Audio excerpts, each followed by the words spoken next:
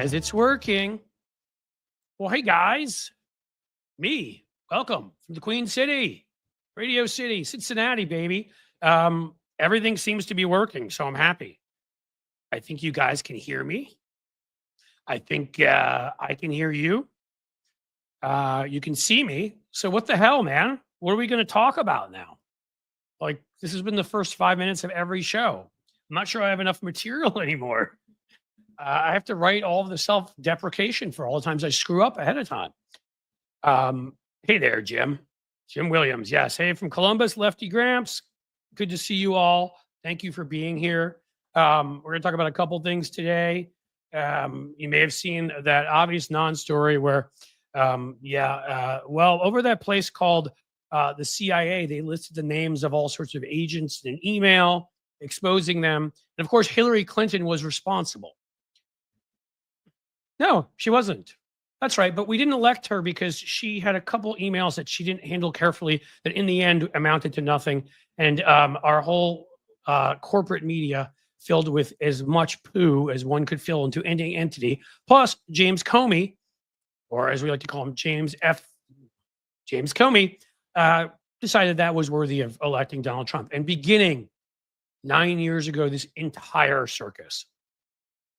That's right, almost a decade of this circus, because the New York Times thought, and Jim Comey thought, a few emails on Hillary's computer were worth putting in a traitor, an assaulter, a criminal, a lifetime con man, a human being with literally no decent qualities.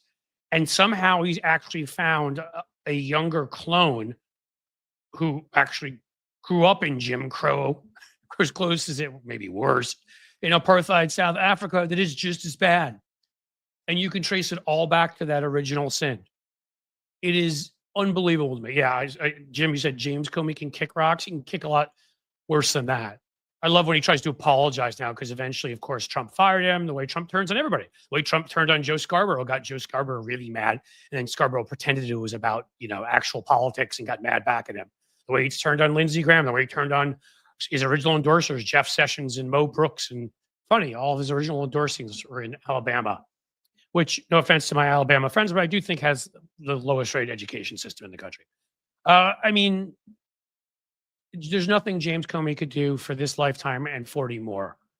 And the fact that he's felt a need to stay out in the public when he should disappear in a hole somewhere and honestly spend all this time hoping there's a God and praying to that God, that he doesn't end up in a fiery eternity for what he's done to us.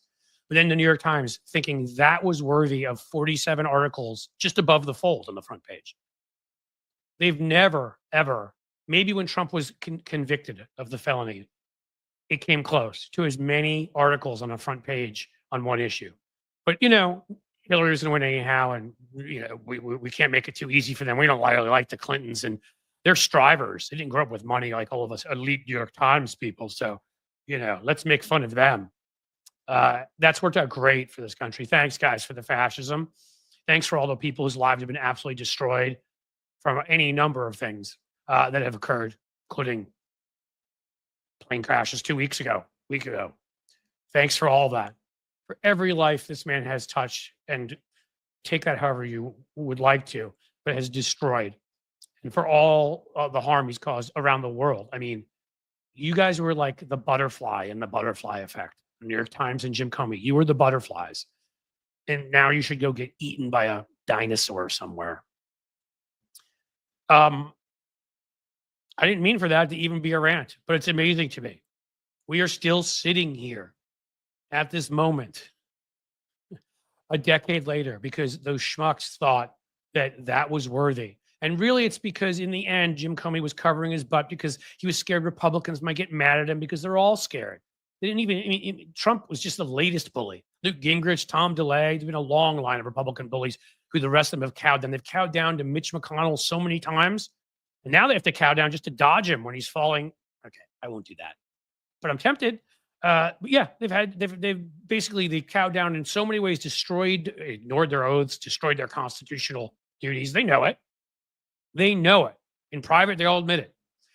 But they act like, oh, it's just a Trump thing. Trump's just by far the worst, the one who will commit the most crimes, that will most egregiously go after them in terms of taking revenge, destroy their lives, where he pulls their security, even if they have death threats, that kind of thing. But he's not the only one. They have the Republicans in Congress have bowed to one bully after another. Again, from Gingrich to DeLay to, I mean, they couldn't with Hastert. He was busy wrestling somewhere, rolling around with some, people, some teaching boys how to wrestle. That's what he was doing. Honorable party that it is. And so again, here we are. I mean, and it isn't just a decade of American life they've destroyed. How many Supreme Court justices? 3. One of whom the FBI didn't even bother to investigate because they told them not to, and was a blackout drunk who did God knows what to various women. And Brett Kavanaugh, Coney Barrett, who's from a religious cult and was rated not qualified to be there. Those are the 2 more moderate ones, by the way. The craziest one is Gorsuch, who was just a political operative from the beginning. His mom ran the EPA for Reagan. We've got, I mean, you can't even calculate the butterfly effect of all of it. You couldn't start to. And it's all because they thought, like they do now, like they did when they reported on metal tubes and iron rods and things, meaning that Saddam Hussein had to have weapons of mass destruction. Oh my God, we have to go. And so we went and started a war and destroyed, I don't know how many people, tens, more like hundreds of thousands, maybe millions, destabilized the whole Middle East, had a whole lot of soldiers come back here broken, both mentally and physically. For what? Because the New York Times thought Judith Miller was getting her source material from any of the neocons that wanted to feed it to her. I mean, they've done this again and again. The butterfly effects of their screw ups. When people try to argue, they say, "Well, no, there's some good New York Times sections." Does that make up for the way? I mean, you can't make up with a good article on a restaurant in New York, or the weather, or how the Knicks played last night when you've destroyed our country, when millions are dead because of you. Did any of them ever think about that? Again, that's what that email story did. And that's what they did. That's what Jim Comey did. So they have the good sense to go the hell away where everyone would like him to be. And look what we get. CIA list names of all new hires in unclassified email reports. I remember when Donald Trump was always talking about Hillary's emails. Senator Adam Schiff said, yeah. Can you imagine that? You're a new hire at the CIA. So I went to a graduate school that was in international affairs. I know some folks who went in. They weren't allowed to tell me. They guessed in some cases. In other cases, they fooled me. Everybody was going to the State Department. It was the story. And I actually had thoughts of going and interviewing with them too, just to lay it on the table. I decided not to. Because security policy and international affairs has always been important to me. And you've gone to that interview. You've decided you're gonna risk your life. You're gonna go serve abroad, likely, in a role where you work at an embassy abroad under the cover of being, a diplomat, foreign service, and you are working for the CIA. And now Donald Trump has just gone and exposed all of your names, so everybody around the world knows who you are. His people at the CIA that he picked. I'm sure it's Biden's fault somehow, and DEI and like bathrooms and I don't know what else. Definitely DEI. Definitely.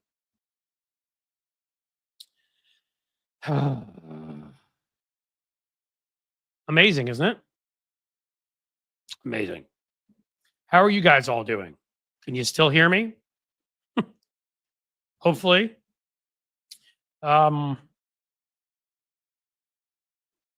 Yeah, what we got left here is Colin Powell's finest moment. I mean, the shame is that Colin Powell achieved so much, accomplished so much for somebody born who was black at the time he was so much, the odds so stacked against him, and had such an honorable career until then, and just destroyed it with that.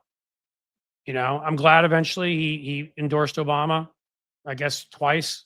I'm glad that, maybe was he still around? He endorsed Hillary, I think, over Trump. I mean, I'm glad that he did some good things, but he had to know that's a stain that will never wash away. You can't. All right. There is no laundry detergent strong enough to wash that stain off of you. You went into the UN and you lied about weapons of mass destruction. And he knew. I'm not going to say, I know that they were, they're sharing fake intel, the neocon guys, and bad intel, but even if Colin Powell wasn't 100% sure, Even if he thought there was a chance, good chance there are weapons of mass destruction there because of what he was getting. Okay. There are weapons of mass destruction in North Korea. There are weapons of mass destruction in Iran. There are weapons of mass destruction in a whole lot of countries around the world. Russia, China. Do we bomb everybody with weapons of mass destruction? I still need to know why that was good enough to go start a war and destabilize the Middle East. To go and ignore all of history, that when you go with a foreign culture and you go and you invade a country and depose its leader and leave a power vacuum, you think they're just going to all be like, hey, we want to be American. We like your movies. Can we convert to Christianity? You know, maybe they'll be pissed that a lot of their relatives and friends died when you went in and did that, and people that never ever would have fought back against you.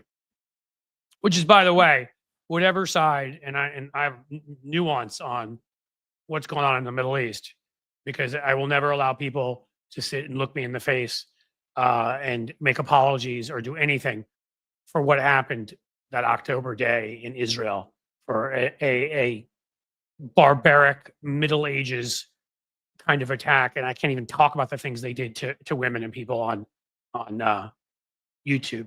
Now, how we responded, and Bibi Netanyahu, the fact that he should be occupying a cell just like Donald Trump, different. Horrible person in charge at the wrong time, kind of like us right now. And how it was handled afterwards. Some of it needed to be done. He, of course, overdid a lot of it. But it doesn't change the fact, because he doesn't care. I mean, Palestinian lives are the least important thing. But now we're looking at, because all the people are like, oh, Genocide Joe and Free Palestine and all that.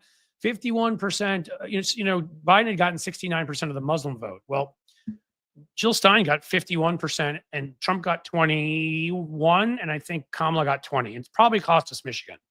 And now we're talking about ethnic cleansing in Gaza. I don't get it. But, and that's what we did in Iraq, essentially. So there's back to Colin Powell and everything. And now my good friend Tony is here. Ooh. Oh, hey, how are you? Look at that. Yeah. It's good to see you. I haven't been over here for a while. We haven't been able to connect. To your place. I got to come visit. If I work, busy. I'm really busy, and I'm also really incompetent.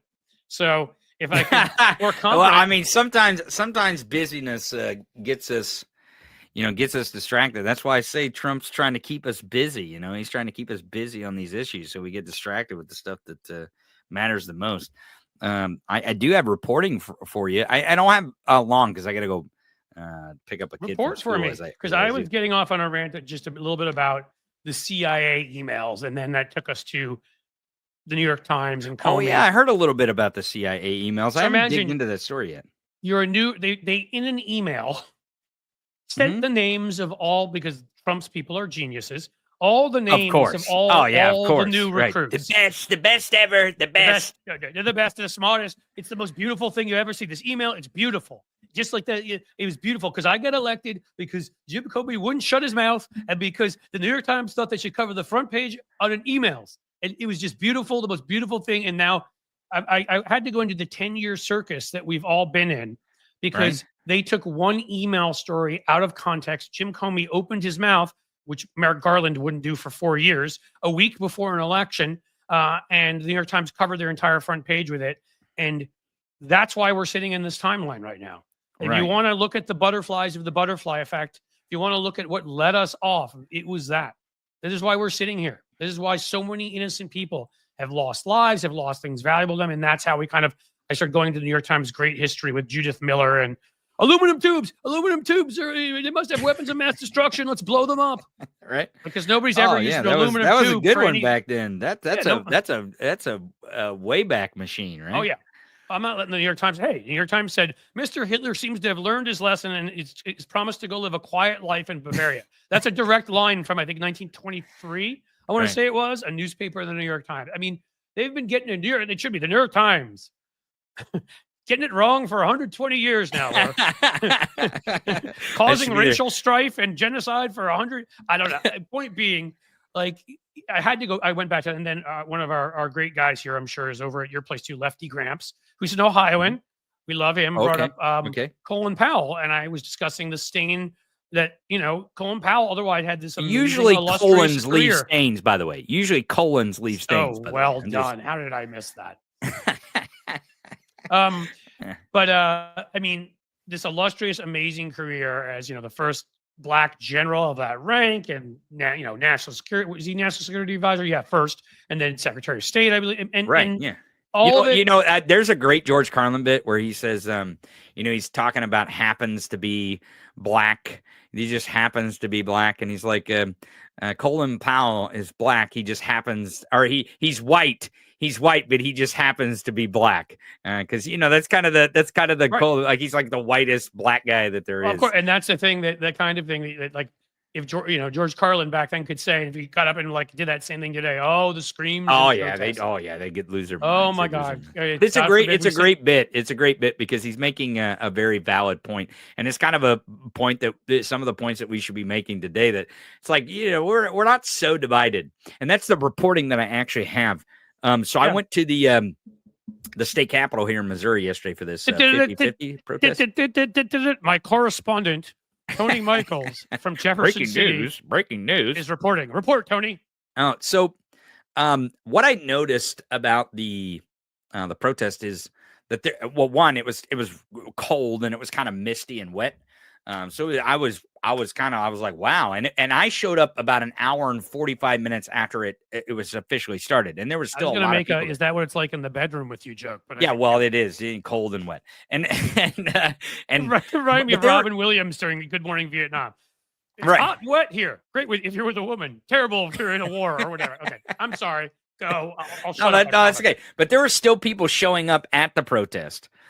Even though I showed up about an hour and a half or so late to when it started. And then I was there for about an hour over. And I left because I was like, it's too damn cold and wet. And I got the footage that I wanted. I really got the feel. So I will say the good thing about the protest is it was pretty palpable that you could sense that people kind of had this urge to just shout, right? It was in the air. Now, the thing I'll knock on it is that we still haven't gotten ourselves in a situation where we all have one message and one voice. That is one thing that is holding us back from making a shift change here to let the people in power know that they're not in power as much as they think they are, right? That all this is kind of nonsense and lies and BS. Right. But there's a lot of levers of power, and we don't talk often enough about them. And one of the biggest ones, again, is what people were doing. And they may not have been the most organized there, but is your voice, is the power to organize, is the power. Correct. Again, I keep using the phrase and I will keep using it forever, which is to create spectacle. Because again, I'll just say in a very quick thing. So when Trump, which time was it? I guess it was around 2018, 2019. I was working for this Democratic group. We're trying to oust a congressman here. They were running groups all around the country. We wanted to get attention. So, of course, Trump created this ridiculous Space Force, as we all remember, which was just like NASA. I said NASA, but he just basically was like, I'm going to rename it like he does with everything, right? So Mike Pence was coming to Cincinnati for a fundraiser.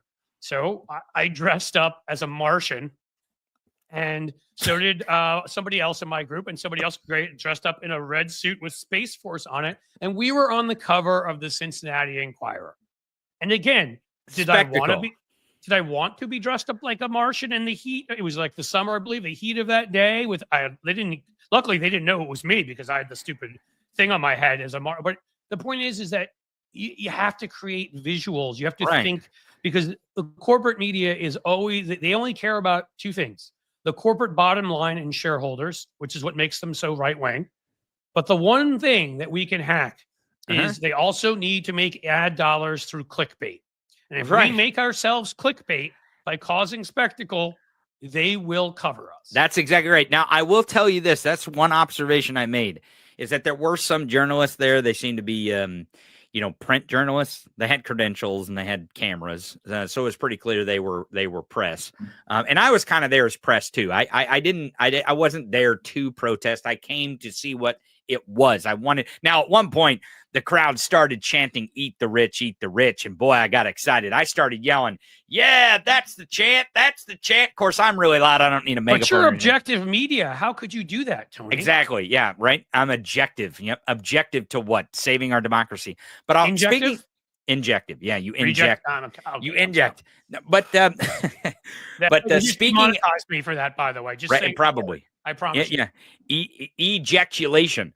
But speaking of injection, the media decided not to inject themselves into anywhere around the vicinity of this protest. So there was no. I mean, the major news networks affiliates like ABC, NBC, CBS, Fox. They were not there with their video cameras, and it's on the Capitol. It was on the Capitol front steps. You right said there. you were saying about the national, but you're saying the local news media wasn't there? No, the local affiliates, like your local ABC. So that's what you'd expect if it's Jefferson City, right? But they were not there. They were not there. Wait, so the local affiliates were not there? They were not there with the cameras. No, no. That's annoying. Okay, well, that's not doing your job. And I want to point out, to be clear on this, and you know this, and I've got to run here soon. But the reason why this is important is because it's the Capitol. And at the Capitol, there are parking lots that are media parking lots on purpose, because there's a lot of news made at a place like, I don't know, a building where the governor and the legislature, and across the street where the Supreme Court operates. That's where, what's his name? Business. Marty's wife had to go. Was it Marty? His wife had to go to meet with the rich Koch brother guy to get like the casino permit in Ozark. Yeah, exactly. That was Jeff City. Exactly. Right. See, The I know this Capitol. stuff. Yeah, you've seen it on the TV, on the Netflix. I watched the TV, so I know but they have a parking lot, and it's actually right out front. Right out front, right. If you're standing on the steps where the protesters are standing, you can see the media parking lot where they park. Now, a lot of times they'll position themselves up on the top of the hill, at the sidewalk, and they set up on the sidewalk so they can really get a wide shot of the Capitol for some story. That way the reporter can stand in front of the camera and say, oh, here at the Missouri State Capitol, there's protesters protesting Donald Trump and Elon Musk, and they're chanting this, and this. There was none of that. There was no one in sight. And the other thing that kind of got me, that's annoying. And I asked, it's not annoying, it's planned. If you want to know the honest truth, it's planned to be silent. Yeah. Okay. Well, but the one other thing that I observed is there obviously was law enforcement around. And again, around the Missouri State Capitol, you have the Capitol Police, which protect the state buildings. You have the city police in the vicinity. You also have the county sheriff. And then we have the highway patrol, which is stationed in Jefferson because it's the state capitol. So there's a lot of law enforcement, and there were cars and stuff, but there was only 2 uniformed officers kind of off the side of the protest, and they're kind of looking at their cell phones, or it didn't seem to be a lot of law enforcement security. Because I think when I made my little remark there, I may have made it in error. So I apologize, because I may have misunderstood you. I thought what you were saying is they were up on a hill, but they purposely weren't filming the protesters. Is that what you said? They were not there at all. I did not observe any major networks and their affiliates to be at this protest. There were some journalists. I did not ask where they were from. They had credentials. They were probably I misunderstood you. Who you were saying was up on the hill then? That's where they usually position themselves for a story like this. That's where I did hear you right. If you were going to see them covering a story like this, that might be where they would position themselves. So they got a really far vantage point, because the Capitol's a big building. And it's kind of in a small place. Jeff City's a really small town compared to other state capitals, really. Right. Some of them. Right. No, you're right. There are states like, I think of, like, Boston being the capital of Massachusetts, or Denver in Colorado. Right. But, there are places that, like, for example, Columbus here in Ohio is ranked, the 16th biggest city. But that's because they've incorporated the entire county around them. Right. It's not nearly that big. It may, in fact, be smaller than Cincinnati, or maybe a little bit bigger, like all of the 3 C's, as we call them here in Cleveland, too. I mean, I don't know how big Jeff City is, but we're all somewhere between 300,000 and 400,000.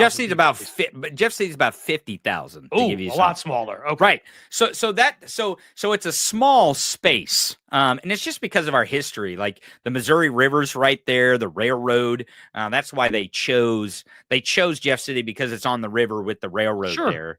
back when Access, it really mattered. Back when the river and the railroad really mattered for, like you're saying, access. Well, you needed that and to economy. get places. You couldn't just Right. go for like a long walk up a hill. Like when you call me sometimes and you're panting into the phone. Yeah, right. Like, don't worry, it's nothing bad. I'm just walking up a hill. Yeah. I'm Seriously, hiking. Tony actually calls me during his hikes sometimes, Yeah. and just wants to make sure I know that he's not getting excited for me. That he's actually he's which. I'll take it either way. I mean, whatever works for him. You know, when you're hawking diet pills, sometimes you got to exercise too. It's not just the diet pills. I love that you brought it's it not up. just the diet pills. The more of you guys come in here, by the way, who I think, first of all, as Tony I think knows, and you guys all know, yesterday was the best day I've ever had streaming. I mean, that guy who came in here, John Landrigan. John, are you back? Please come back today.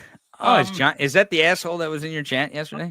We just for 30 minutes. I like got to John. Innovate. Man. I got to do some improvisational comedy, like anything that I was just moving, and some of it I'm sure failed, but some of it worked, and John just kept trying to come back, and it was, but in any case, I was making a point there, and I don't know what the hell it was. It's just the fact that we were having some fun here, and blah, no, blah, blah, I talked about the diet pill. I made a joke about that's what it's because of so a bunch of guys, other I guess troll type creatures were here, mentioning the diet pill stuff and I was just like, hey, I may mock them, I may do whatever, I'm not sure. There are actual. I know this sounds crazy, but I take vitamins. And other people do. And do you think they work? Do you think they work? There are pills. Well, I don't take diet pills, but I do take vitamins like with protein and these things and stuff like that. Do diet pills work with a healthy diet? I think they do if they're good diet pills. It's not like all diet pills are crap. I mean, there are ones that are. They're, Well, and it might be a placebo effect, but this stuff, I actually take this stuff because I'm chubby. That's why I walk up the hill every day, because I'm a little chubby. Well, actually, and it's I good need that to you not take be it because technically, if you didn't, like, remember when Kareem Abdul-Jabbar got in trouble? Because technically, it's amazing the laws we have. Like, we've got no laws around politics. You can lie about anything. But seriously, like, absolutely anything. There's nothing you can't lie about. From the west side of Cincinnati, where one guy knew it was a lie, said, and the candidate at the time, he was in the state. I'm sorry, he was in Congress for 2 years. Steve Driehaus sued over it and ended up making its way to the Supreme Court. And the Supreme Court decided you can lie in politics, even if you know what you're saying, which is a lie. One of the reasons we're in the situation we're in. But you can't do that with corporate advertising. Like, you cannot endorse a product you yourself don't use. So if you sat here just now and said, I don't use it, you actually technically, I don't know if anybody would bother to come after you. Right. So Kareem Abdul-Jabbar, who's Muslim, was once endorsing Coors, and as a practicing Muslim was not. Yes, it was Steve Shabbat. You're right, Tim K. Thank you. And somebody was endorsing that, and we got rid of that ridiculous, like, Rudy Giuliani twist around hair, like 1970s leisure suit loser, and got Greg Landsman. So thumbs up on that. Good friend of mine. But yeah, you can't. Kareem Abdul-Jabbar, I think they warned him or they fined him or whatever, because they're like, dude, you can't be doing Coors Light commercials or Coors, whatever it was, if you're not drinking the product. If you've never tasted or you won't drink it. Well, so this product here, and I'm not going to hawk it on your show. I'll leave that to my show because that's what it's for. Well, what I'll say is that, and I'm going to talk about this next. After it's over, just pass it. but what I will say is it's not a diet pill. Like, it makes you skinny, right? It's supposed to suppress your appetite, right? And I'll tell you that they recommend that you take 3 in the morning, but over the last 12, right? No, well, I mean, I could, I guess, but over the last Ozempic. No, I'm just kidding. Go ahead. No, it's kind of, it works like Ozempic, but it's not the heroin injection type, diet stuff. But here's the thing. When you think of injecting something, you think of heroin, don't you? But here's right. And I'd make a joke about a certain person who's going to try to be Health and Human Services, but apparently we can't even say that person's name anymore because I've heard of people getting banned for that. That's how ridiculous this is. Yeah, well, it is all get demonetized for that. So okay, well, but this product here, what I found is that I take it right when I eat. I take one of them. They say 3 days. So I usually eat 3 times a day, as most people might do. But I just take one of them during that. And I actually, it might be a placebo effect, but I feel like I'm not as hungry by the time I get to the end of my meal. Well, Like, then it's good and it's potentially work. Again, here's right. the thing. I remember when I had a podcast back in the day, there may be some people here who listen to my audio podcast, Unprecedented, which turned out to be a complete waste because the whole point of it was Trump had once said unprecedented instead of unprecedented. So it was a play on words of we wanted to unprecedented him and we were making fun of him for being an idiot. And I did it with John Aravosis, and we did that podcast went for about 3 years. It was audio. Every once in a while we do video. We get like Malcolm Nance or Mary Trump or somebody where want to do video. But we did audio. And then he was unprecedented in 2020. We're like, all right, I guess we both want to do different things. So like, so sometime within 6 months or whatever after that, we stopped. Like we accomplished what we wanted to do in 2021, and what have you. But the point is there were at least a few products like that because we had some advertising, which I'm working on for this show now. And I'm sorry, like I would check on all of them because no, I'm not going to tell people that they'll be like, hey guys, this stuff is great. Like, oh my God. Like, you know, this is it. You know what I was completely terrified of? Lighter fluid. You should just go to town on it. No, I'm not going to do that. But if something, there are good diet pill products that you take. To me, if they're saying to you, this is instead of food, then I'm worried. Right. Well, you know what's funny with food, right. like, I mean, well, you know that what's funny about it is like when they first approached me, I was like, okay, send me the product, I'll try it, because what I was scared of was like if you took it and it made you have like explosive diarrhea or something. I was like, oh my God, that'd be the worst thing ever. It's like I'm hawking a product, and in the chat, everyone's like, dude, this gave me. Do you understand that would be the almost? You should try to do that. Oh, right. Do you understand the economy of attention we're now existing? You say podcaster. You say Hawktua, and you end up getting your own podcast. You end up getting endorsements. Right. You get a Bitcoin meme coin, and you fucking run off with $1 million. This is great. So what you're saying is I should hawk diarrhea pills, is what you're saying? You should say to them, do you guys have a diarrheal? Is that a word? I'm going to make it up. Yeah, sure. Is it an adjective? Do you have a diarrheal version of this pill? I'm looking to give my audience the squirts. Like, I want my live stream to go to 2 million people. And I know that if I'm exploding on the walls during it, I mean, dude, you will be I'm going to get famous. some media attention. I'm going to get some media attention for this. You know, I mean, look, I know, I can't remember his name, but I still know the fact, the guy who was in Singapore, and the nanny ran him when his kid crawled in the room and he was doing that financial thing. I mean, he's got like 150,000 followers or something. He used to, something on Twitter. And all it said was, yup, I'm that guy. Because he was sitting doing like a Zoom, in the early days of Zoom, and he had a nanny with his kid in the other room. He was in Singapore. Mm-hmm. He went to the college my wife went to. So like it was a big thing for that college. It's hilarious. Miami of Ohio, down the road in Oxford, Miami. Great school, by the way. And so, and in the background, his child is crawling into the room and coming, and then like you see a nanny like with a horrified look at her. Oh shit! Running in and grab the kid. And it went viral. So I'm just saying, like, the only viral moment at this point that wrecks your career doing this kind of work is if you die. I mean, you don't want that. Well, I mean, what's the tubing guy?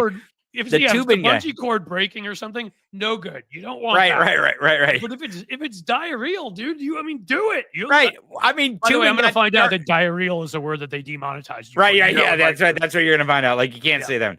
But people are pointing out in the chat, and I didn't think about this, and we're not really in tune to this while we're joking about this, is that the squirts actually is a good way to lose weight. You just want to stay hydrated. It's a great way to lose weight. That's why Ozempic does that. I mean, right. It's not good for you.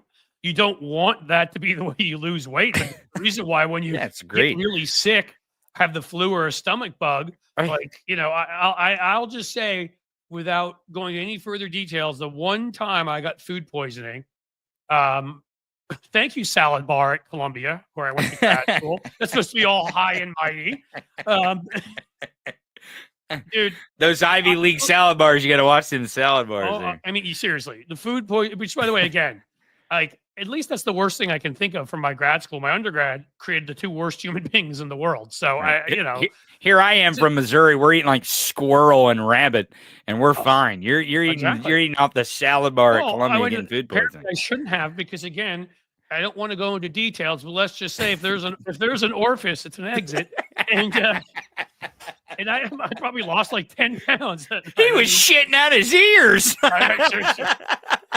Like, what's that coming out of your eyeballs? Right. You don't want to know. Lord, you don't want to. But in any case, look, I know you off of this crazy crazy live stream we're doing right now. I know what kind of a person you are, and so I know that you would do what I did, which is the basic stuff. I'm not gonna say every product I endorse must be the most amazing of it.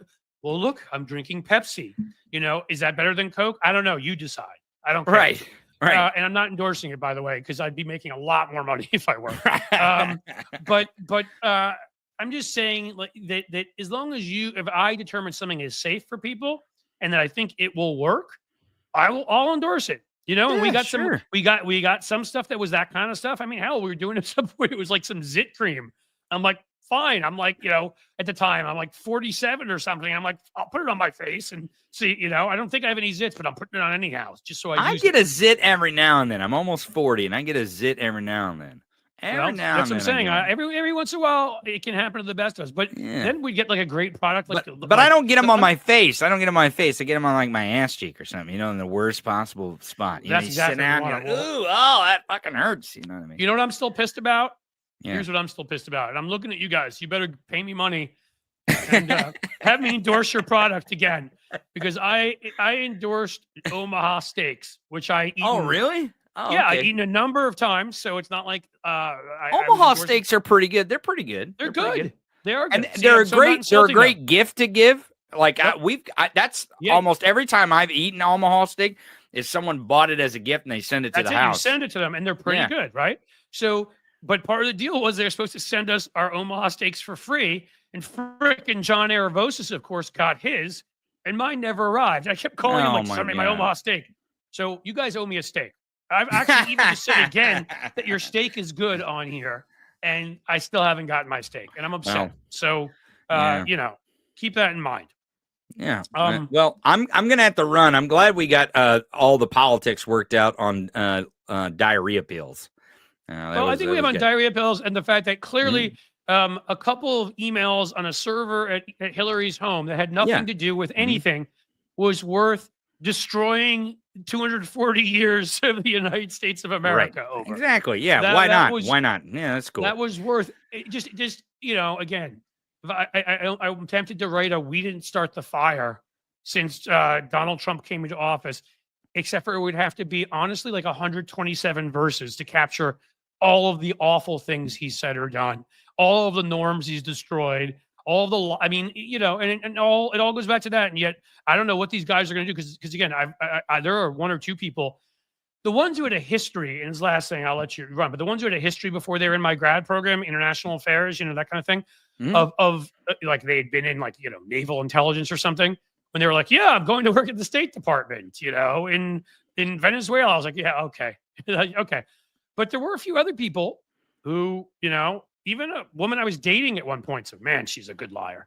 Probably lied, but okay, I'm not going to make this show any more gross than it already is. So I did not know until she came out publicly and was done with her career about 4 or 5 years ago that because she did not have a history of having been in intelligence, didn't talk about it a lot. I had no idea.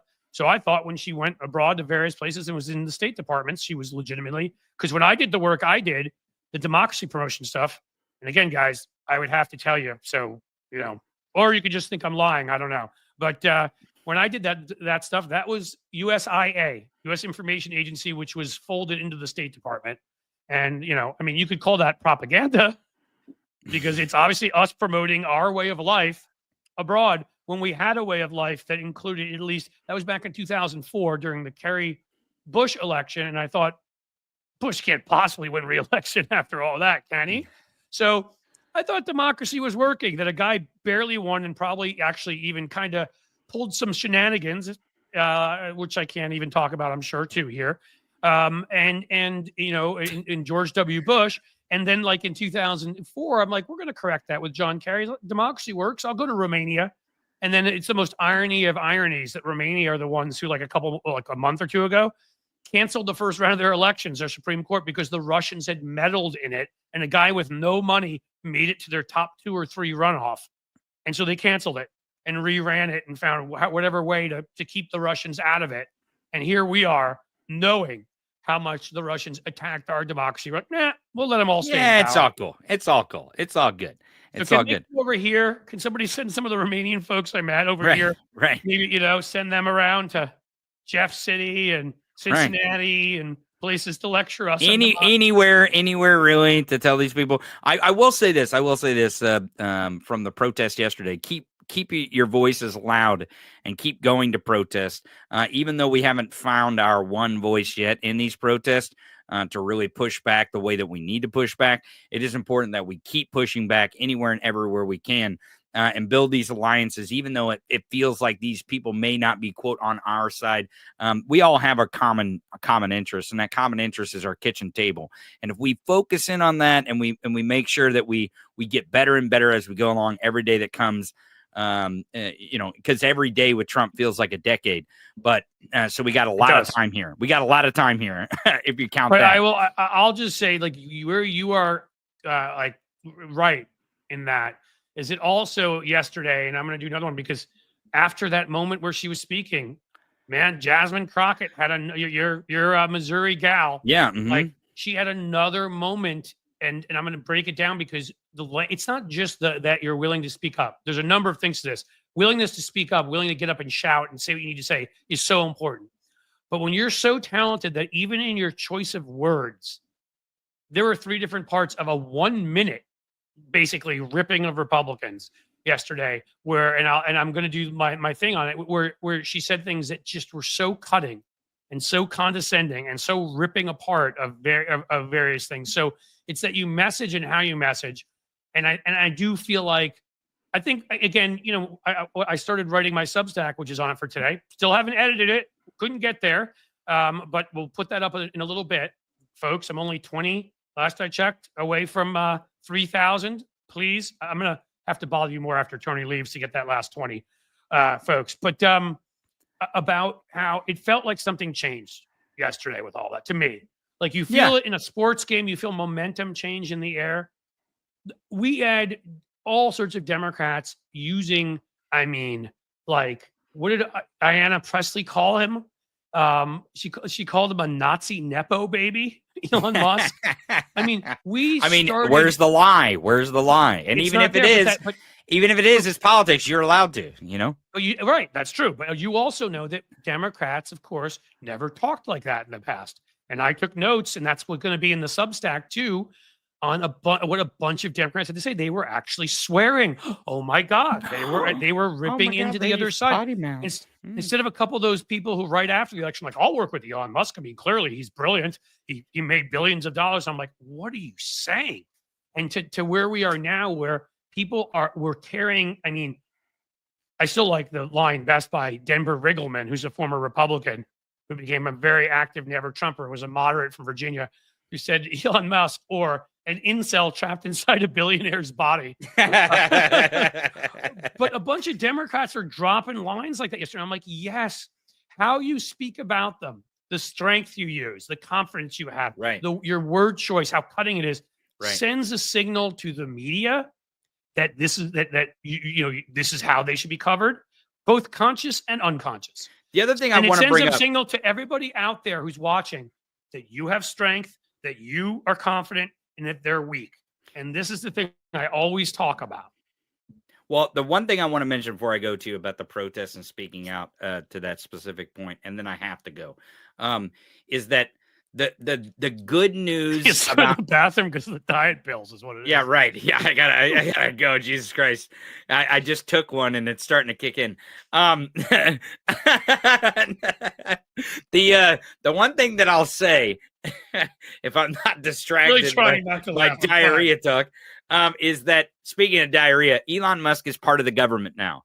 He's been instituted in the government, which means we have the right to go after him.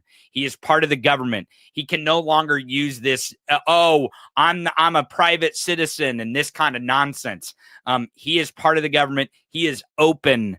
It is open season on him to mock him and to go after him and to tell the truth or what might seem like lies about him. And the reason why is because as he's acting as a government official, he cannot be defamed. That's not a thing. He's acting in a government way. He's a government official now.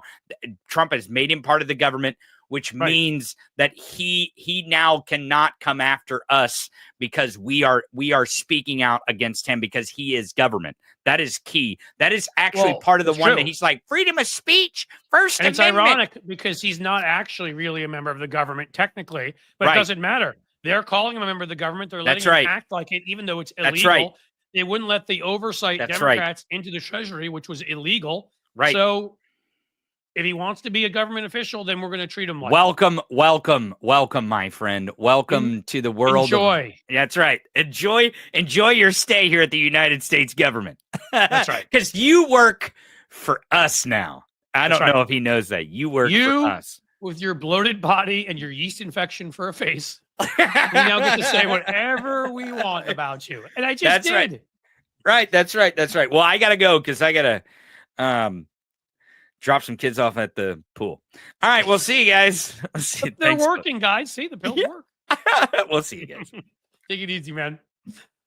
Oh, there's not much more fun in the world than one of those moments where Tony and I are in the same wavelength and laughing. Let's see what you guys have in store for me. I saw something interesting. Somebody mentioned the Majority Report live stream went into detail about Elon Musk, Peter Thiel, other tech bros. I highly recommend today's program. Okay. They're still my buddies. Well, Sam is my buddy. I don't know the other folks, but from when I used to go on that show back in the day, I used to have a Friday segment. It's been a while. What else do we got? And then we can get into this right now. What made Jasmine Crockett, and this is when she was in committee yesterday, what was so effective about what she said? And then I will try to find somebody who wants to harass me. I mean, one of you guys, I guess, could pretend to be a. Nah, it's no fun. Because if you're not really trying to troll me, it's just not as much fun to rip you apart. Did I see about the protest in Columbus, in Cincy here? I did not, Lefty Graham, so you're going to have to tell me about it. Yesterday was a crazy busy day. I think next week, for the first time, I will be able to sort of start with having some time. Matthew Tarpley, I sent you a Substack message about the list of lawsuits against the administration. Thank you. I will go check that Substack message. And you just reminded me, Substack, everybody. I'm going to check right now, see where we are. You guys got me like 30 new people yesterday because you're all so awesome. And we broke our goal of 2,900. And then guess what? The algorithm liked it. See, it does. And it kept going. And so now we have to see dashboard. Come on. Okay, there we are. You ready, guys? You ready for this? 2,983. I just need 17 more of you to go to Substack and subscribe, and I will hit 3,000. Come on. There's got to be 17 of you who are watching this, and Jim Williams, always there. The quickest straw. I'm not sure if you're in the West, but wherever you are. Seriously, guys, it's free. And Tony's on there. And you're going to find a lot of your favorite people who are over there, who are headed that way. Jim Acosta is now like holding up his phone and doing live streams from there. Has 150,000 followers already. I'm trying to get to 3. DS Jones, thank you very much for the very kind super chat. $9.99. I missed Mr. Stoner to you, dude. I always get that wrong. Mr. Stoner, to you, dude. Cliff, can you interview a non-voter and ask why? I can. If I can, honestly, if I can find a non-voter, I will. Because I really want to know why myself. I don't get it. I don't know anybody who didn't vote. So, or they lie if they didn't vote and they're not telling me the truth. But I would. Starlene says she couldn't be mean to Cliffy. You can't be mean to Cliffy, can you? But there are others out there unlike you. Paul Young's YouTube is my only social media stuff, Cliff, nothing personal. I don't take it personally. I will say that you're going to see a lot of folks moving over there, and it's worth having at least just subscribing. They're going to add video, but it's written form too, and it costs you nothing. So there you go. I took it off the screen and Jim put it up before, but I'll find it again or put it up there because that just has to happen. You can't sit at like 29.80. Oh, you guys are amazing. Wow, 29.83 to 29.94 in like 1 minute. Six more. You could do it. Susie Jones just added me. Thank you. See, Susie, you rock. Susie. I was going to start singing a Tesla song about you, but I'm not sure if any of you want to hear that. Tonight, the place where the nonprofit where my wife works is doing they do once a year a karaoke night. So you guys let me know if you have ideas for it. Yep, my phone keeps beeping, which means I know that people keep subscribing. Which means you guys are awesome. Maybe we'll have busted it. We'll see. But also, I'd love ideas for what I should sing tonight. I always don't know if it's Tomas or Thomas, so I apologize if I'm mispronouncing it. I had a friend who spelled his name like you. It was actually a roommate in college who pronounced it Tomas. So maybe that. He's Estonian or Thomas. But in any case, I have one of these again. Go Schechter. Thank you. Look at that. 4 months. Thank you so much. I really appreciate that. Oops, I'm sorry. Oh, I just subbed on Substack. I already thought I was subbed. Well, that's fine. That means like you're subbed, dude. We're good. Let's see. Did we do it? We got one more. Come on, you can do it. One more person. Just one more. Can I sub to myself? I don't know. We got to be there. I'm going to take about 15 seconds and then I'm going to look and I bet we'll be there. Did Vicky ask when we're live here, Jim? Yes, Tuesday to Thursday, 2 p.m. We are live. We have fun. We make fun of bad people if they come in here. Please, bad people, come in here. We have guests sometimes. We've talked to John Fugelsang and Brian Karam and Hal Sparks and we just talked to the great Blue Gal Drift Glass and Bob Seska. And I mean, the list is just, no, good folks. Malcolm Nance, that was a great one. William Griffin, thank you. A gifted a one Cliff's Edge membership. I'm telling you guys, it's a little bit like crack. You get in there, you try it out, you love it, you stay. I'm going to go check. And I have a feeling you guys will have succeeded. 3,006. You guys. No, seriously, thank you. That was awesome. That really did not even take a ton of work. You just all went and did it. So don't not subscribe now if you're in the process of. And if you think of it, and we'll show it later, you can still do it. But now that we broke 3,000, that's pretty cool. Let's see. We're at almost 3 o'clock. We can either have fun now. Why don't we try talking about, we're going to get a little more serious again, and then we can have some fun. You guys can give me some ideas. Should I... what about the whole karaoke thing. But first, I want to talk about why Jasmine Crockett was so effective. So Jasmine Crockett was in committee. She already gave that barn burner of a speech outside the Treasury Department. They would not let her and other Democrats on the oversight committee in. That's illegal. Elon Musk was in there. He is not an elected official, nor is he on any committee that's been created by the Senate. That's illegal. As I said to you before, I can say I'm on the committee of my microphone that doesn't always work. Done. That has as much power in law as his stupid Doge committee. Okay? Which also, again, shows his sense of humor and why we all got stuck with him in our lives, I think, because he's so perpetually unfunny that he couldn't stand it. Same thing happened to Donald Trump, and then he ran for president. So Jasmine Crockett was on fire. So were other folks there too. Chris Murphy, Frost. I always forget it's Maxwell Frost. Liz Warren, I believe, was there. Some other, there are some great folks, but Jasmine Crockett just do something. She's has a unique way with words. You know, some people who just get your attention immediately. She knows exactly where to put the emphasis when she's speaking. She knows the exact sort of formulation of words. It's perfect. So she's in committee yesterday, and adding upon what she had done outside, I want to make sure I get the lines right, so I even wrote them down. This is within a minute of ripping the Republicans, and what she said overall was, you don't believe in your constitutional duty. I believe in mine. You know, when I take an oath, I actually mean it. Apparently, none of you believe in it. You are letting an unelected king wander around in the Treasury Department illegally. It is against the Constitution. You guys are big talkers and, oh, we need oversight and, oh, how important it is and, you know, how we must make sure that everyone is behaving properly. I'm sure, especially if it's Hunter Biden and they could show his junk again. So then Marjorie Taylor Greene suddenly sneaks out of the room. Any case, let's get back to Jasmine. She was crushing it as usual and doing it in that mocking, condescending tone that every single Republican deserves. So let's read the first line. Feels like you all have decided. Nope, that's not the first line. Let's go over here. Yeah, here it is.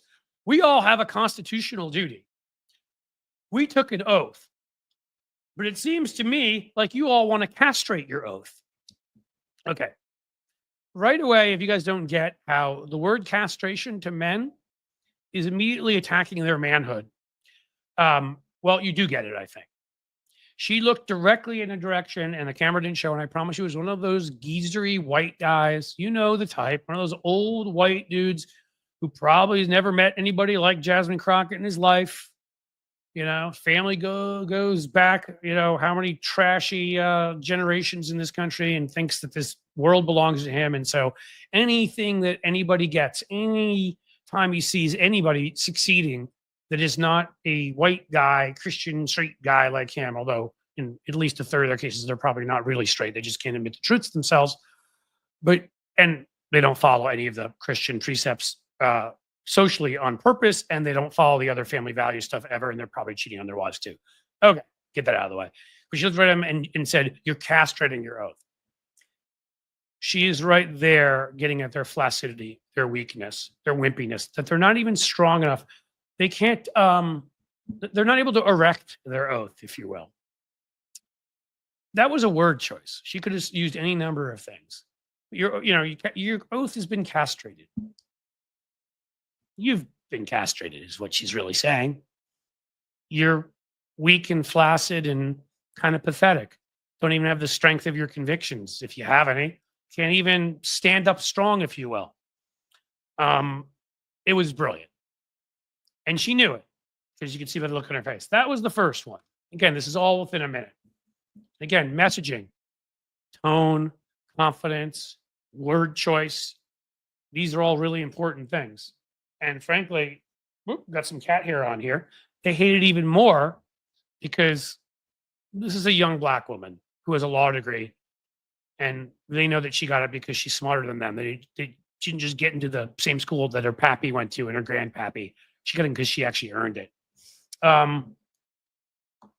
So that's the first big one. Let's find the next one. Oh, right. So before it was, feels like you all are just going to castrate your constitutional oath. Okay. Second one also to do with the Constitution. We all have a constitutional duty here. We all swore an oath. Maybe you all just don't take it seriously. Said that in a condescending voice. And with that, she's referring to them as traitors. Yeah, she's calling back, implying stuff about January 6th. Maybe you don't take your oath seriously. Maybe there's a reason why you'd let Elon Musk run around in the Treasury. It's the same reason you'd let a bunch of scumbags come in and wipe feces in the wall of the Capitol, punch, kick, gouge, stab, you know, get the whole thing about Capitol, what went there on there that day with the Capitol guards, and that you would vandalize, attack property, that you would try to hurt people. You felt, you said that was okay. You said it was okay when you wouldn't impeach Donald Trump. You said it was okay when, more recently, when you didn't call for a vote on the 14th Amendment to stop him from being president. You didn't speak out against him before or during the primaries. You're okay with not following your constitutional oath. So why would you care if Elon Musk, a private citizen, breaks into the Treasury? She's going right at their patriotism and calling them traitors to their faces. I promise you, they don't like it when a black woman does that. I see somebody in there talking about Stansberry. I've already shown one of her clips. She's awesome and getting better and better. And you know, in the past, I made a video about her. More to come on Stansberry. And this is what I love: is we have an increasing number of these folks. The House now is got so many of them. I'm actually learning and meeting, like coming across some new folks I didn't even know about. What was the one from California? Let me see if I can find it.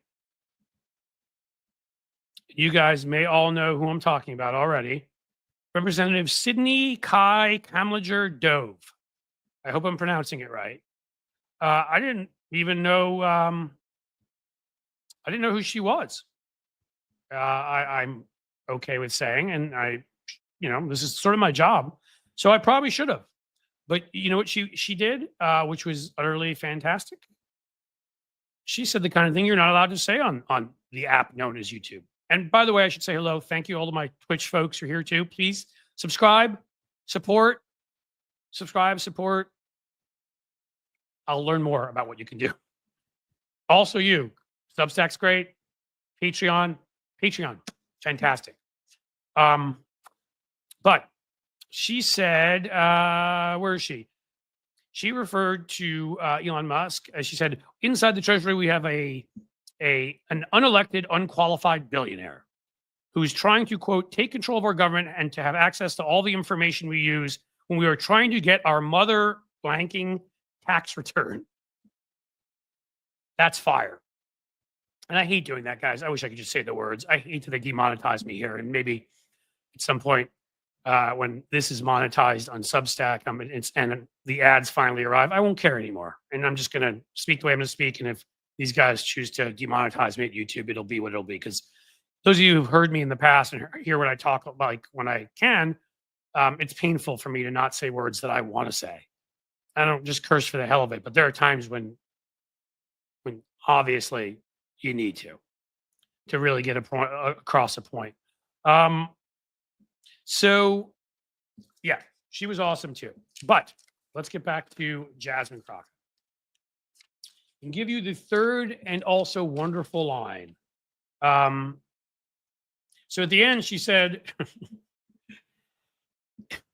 it feel, we took an oath that we wouldn't have a king or queen. Feels all like you want to have a Mr. King and a Mrs. Queen. I'll let you all decide which one is which. And then she started smirking and almost laughing, and you could hear laughter erupt. And yeah, guys, that doesn't work on any of us. We all know who we are. We're not these pathetic, sad, little insecure babies like what was his name again? John, Landrigan, who came in here yesterday. Are you back, Johnny boy? No, we're not like that. You can call me whatever you want. I'd be proud as hell if I were gay. Swear I'm proud as hell that I'm straight and I love my wife. They're both equal. But you guys can't accept that. So she knows that saying that hurts Trump much worse even than Musk. Because everybody, as I've said that you should all do, keep talking about Donald Trump as either the vice president or the lackey, or as I like to say, piss boy to President Elon Musk. Elon Musk is our president right now. He's calling the shots. He owns Donald Trump. He spent $100 $30 whatever million in swing state ads. He turned the Twitter algorithm so it gave Trump millions, tens of millions, hundreds of millions of dollars in free press. I mean, he owns Trump. Trump's a fake billionaire. He's a billionaire on paper. He's got more debt than he ever can get out of all the time. That's why he needs scams constantly. So by saying Mr. King and Mrs. Queen, and then saying, you can choose which one y'all, she said y'all, I don't say that because that makes me sound fake. I'm from New York City, but that's how she said it. You can decide which one y'all think is which. And Donald Trump will not take kindly to that on Troth Social. I wouldn't would not be surprised. Let's try that again. Surprised if Donnie loses it and goes after her, especially a smart, intelligent, attractive, charismatic, accomplished as hell young Black woman mocking him. That's got to be his nightmare scenario. Got to be. And so it was good. So there you go. One 1 minute statement. She's referred to them as castrated. These are the men around her, and mocked them for being weak and flaccid. She has said to them that maybe they don't care about their oath, and reminded them that they don't, and that they're traitors, and mocked that about them. And then ended with mocking Musk and Trump, and really more Trump by who the king and who the queen really is, and mocked both Trump's masculinity, fragility, bone spurs, let's say, and the fact that Elon Musk controls Donald Trump. All in one 1 minute speech, rant, Jeremiah, call what you will. That's pretty good. And that's why she's really good. Apartheid Ken is so hurt right now. Yes, you are correct, Mr. Lind. I mean, it is like, again, it felt like, I was saying to Tony, it felt like the floodgates opened yesterday. It really did. Like, the stuff they were saying about Musk, I've never heard. I hear, like, you hear it once in a while, right? A Democrat would say it here, there. To have a collection of them all getting together, there's power in numbers. There's strength in a big group being like, we're not scared of you, and we're not intimidated by you, and you're not stopping us. We're doing our jobs. You're not elected. We are. Your money means nothing here. It should mean absolutely nothing. Sadly, it does in our political system, but it means nothing when it comes down to who actually was elected and who wasn't. So, get the cops and arrest him. He broke the law. Yeah, that was a takedown of sorts. I don't know how well that one's going to work because I stopped in the middle for certain ways or whatever. I may have to actually edit it, which is not as much fun. But I loved it when the chair kept having to say without objection, Lefty Gramps. Yeah. So she was fantastic. And see, the thing is that I've said this so many times before, courage is contagious. It really is. And so is cowardice. And so when you have your folks speaking in these mealy-mouthed ways, and others do, messaging is important, but the strength of that messaging is important too. Is this live or just live chat? JD Christie. I am here and I am alive, I promise you. So now that I'm responding to you, you'll know that this isn't taped. Or we're in some weird, constantly looping period of time like you see in movies. We're like caught in a time loop where you keep asking that question and I keep answering you. Like, in the Terminator, how could Reese be born if she was his mom, but he had to go back in time, or he was John's dad. You know what I mean? In any case, James Comer is still Humpty Dumpty 2.0. Yes, James, you're right. JD Christie, thank you for the super sticker. And there's some other folks who are kind enough to give me not yet parting gifts. And so let's make sure everybody knows how kind you are. Nikki Oliver gifted 1 Cliff's Edge membership. Thank you, Nikki. Fantabulous. So I've said to folks before, that is good. I am a Patreon lover. They do allow me to keep in touch with you emails. If we can even get 1 or 2 more Patreon subscribers today, we got a bunch yesterday. Oh my God, it was great. We give you extra video content there. You've got access to extra stuff. You want to do a Zoom with me? We can figure that thing out. We can jump on a call for the right level. Like there's all sorts of stuff we can do. So we've gone up a little bit since the show started, which is great. And I appreciate it. But we are right now at the $5.59 per month mark. So what I want to do is see if we can get to the 600. Can we do that by the end of the show? Can I get $41 more of subscribers?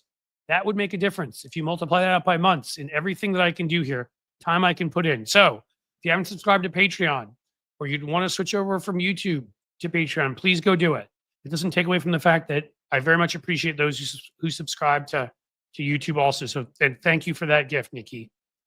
Gregory Brown. They're all a bunch of Lindsey Grahams. Yes. I know when you sent that while I was doing my kind of rant. So I wasn't able to say, but yeah, they are. I mean, if you ever seen such a spineless, pathetic group of people? And the thing is, it extends so far beyond just Congress.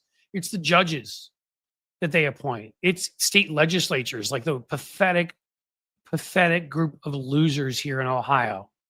These knuckle-dragging dorks.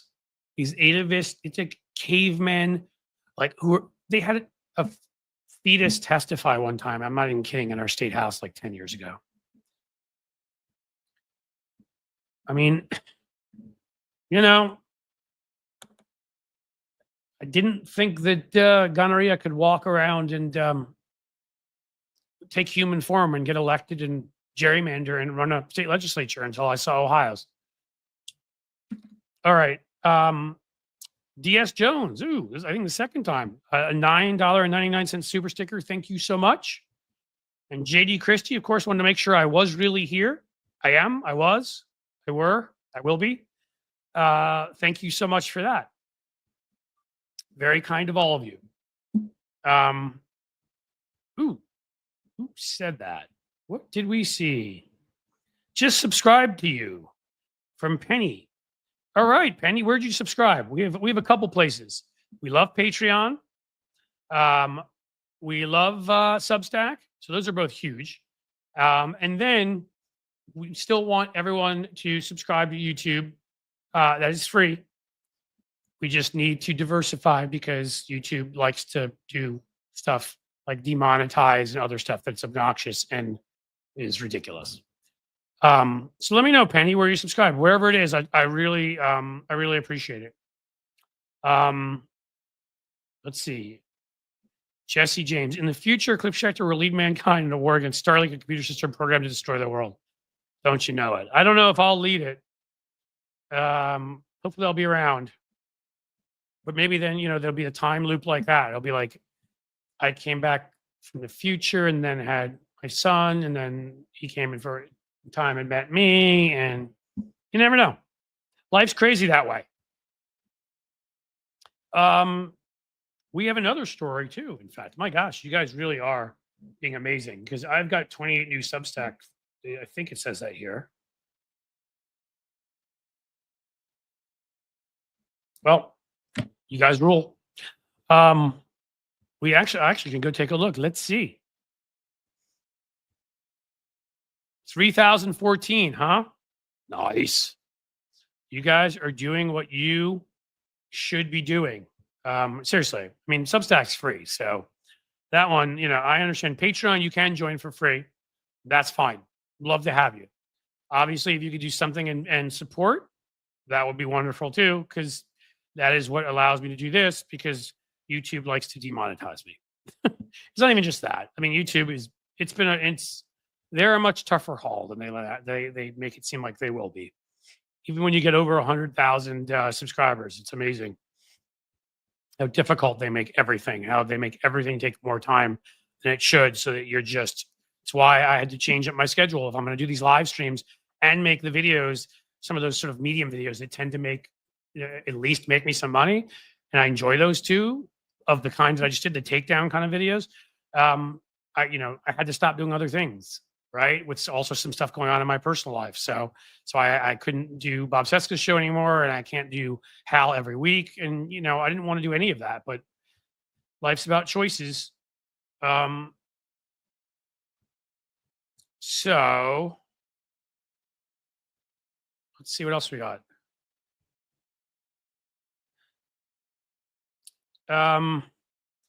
Did you see what Kennedy said? Penny is asking in bold writing. I know what you're saying there about that moron. He's actually not. He's so pathetic. He puts on the fake accent. The fact that he's named John Kennedy really offends me. The senator who switched parties, of course, too, from Louisiana. Talks like this. I'm just a good Southern boy. Well, for gosh darn, I just finished eating my cheese grits and I walked outside and I couldn't believe what I saw. It was crazy, I tell you. The guy went to Oxford University, okay? He is such a fraud. He is I'm close to being able to say in the Senate, anyhow, he's the biggest fraud of any of them. And that's tough to say because Ted Cruz, again, also fakes like he's dumber than he is. I can't stand any of them, but there are a few of them that actually are smart. They're just evil. I'm getting an LL from Matthew. Matthew, you like my Southern accent? I can keep doing it all day. I really feel like, I don't know why. I'm better at that than Trump. Trump's from New York. You'd think I'd be able to do that one. Everything's beautiful. It's wonderful. Best of all time. The best. Uh-oh, I touched my mic. Is it still working? Hello? You know how that goes. Yeah, so I was going to tell you about another story. It's a good one. GOP Representative Nancy Mace. You may know her as Republican.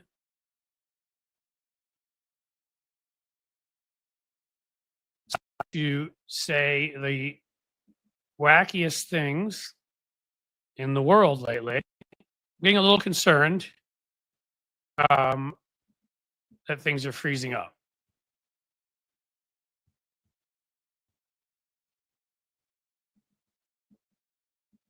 Are we all still there?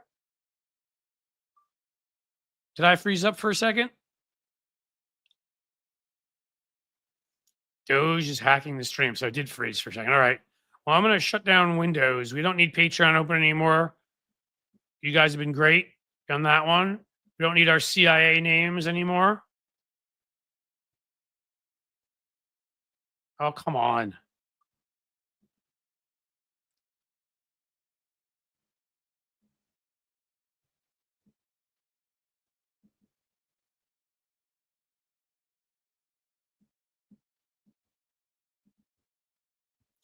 All right.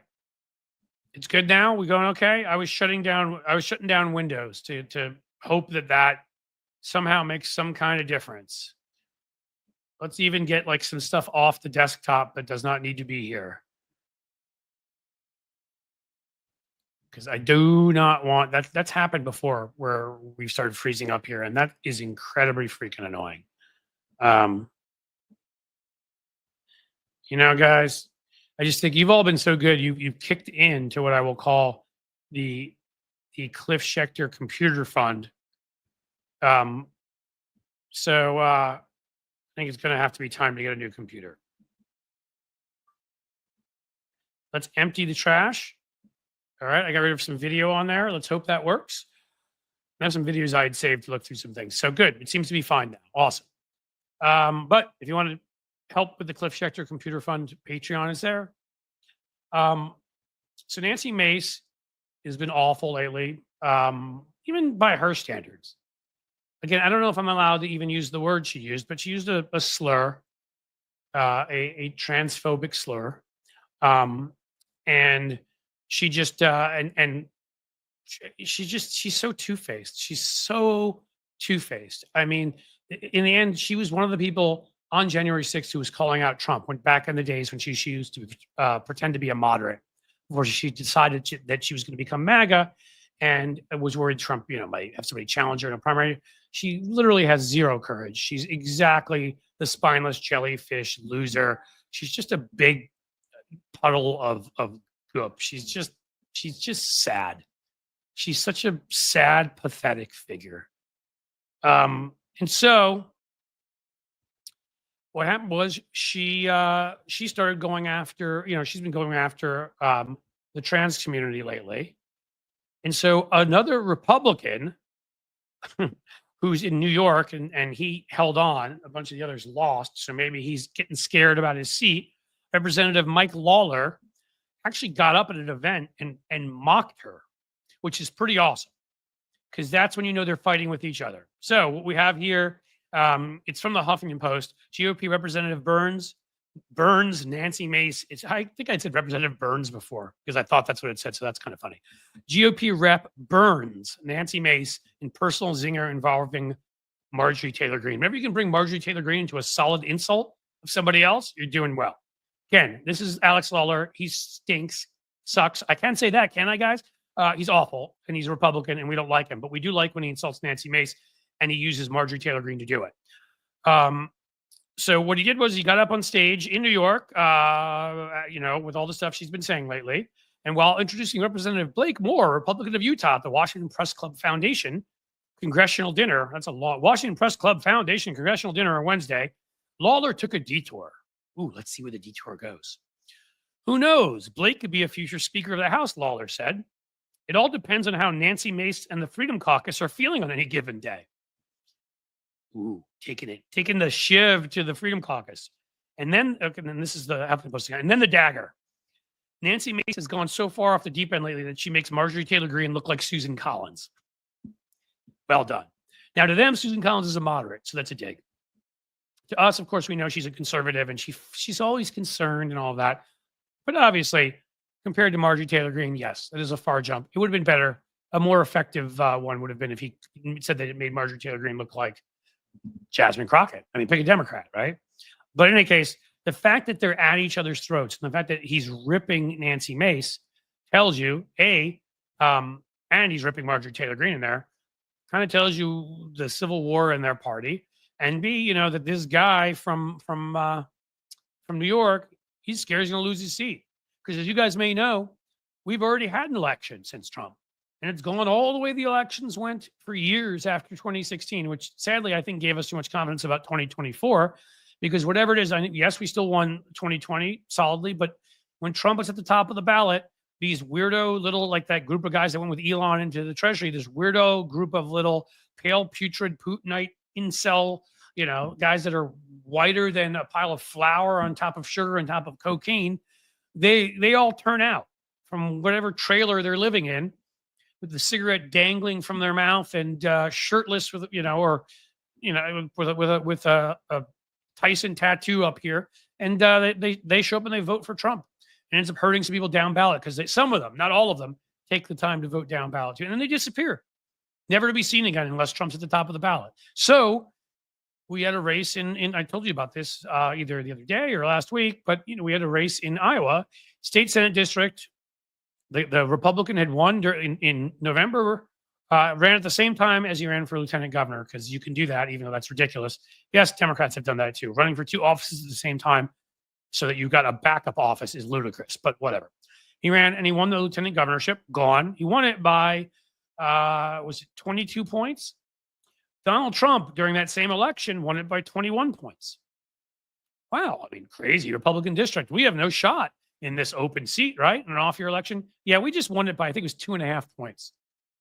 So depending on which one you want to compare it to, we either change that by 23.5, 24.5. I mean, that's like a quarter of the electorate. That's a pretty big deal. And that is what we have been able to accomplish because of Donald Trump already. Not to mention his good friend, the person that owns him, Elon Musk. So there you go. We're already winning in those kinds of places. All right. That was a lot of what I had intended for today. Doesn't mean we have to be quite done yet. Pat Ludwig, bad built butch body. Yes. Bleach blonde, bad built blonde body. You guys know we have that shirt. I have folks in Substack having a chat session. That's awesome. I wasn't even aware of that. Fantastic. Is it they're replying, Jim, maybe to one of the notes I put up there? I'll have to go and join them after I'm done here. And you all can too if you join Substack. Maggot trailer.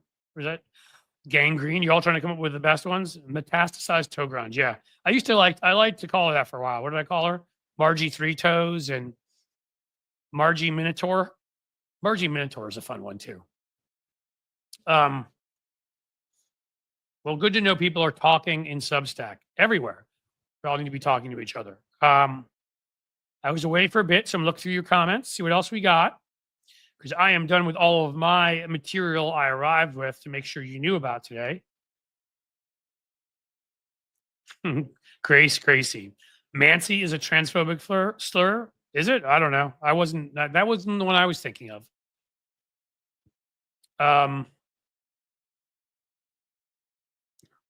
Wow, man. You just look through this thing and you guys.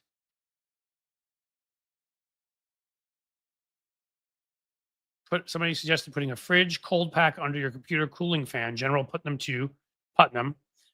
underneath. Yeah, look, it's just time.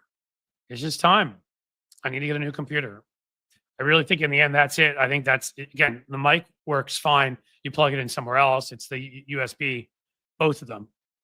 It's just, and then there's those other issues. I just think, what I'll do, if I can get it this weekend, if I have the time and able to do it, I'll do it. If not, I will just spend a lot of time cleaning off this computer and taking a lot of stuff off of it, because clearly that needs to happen.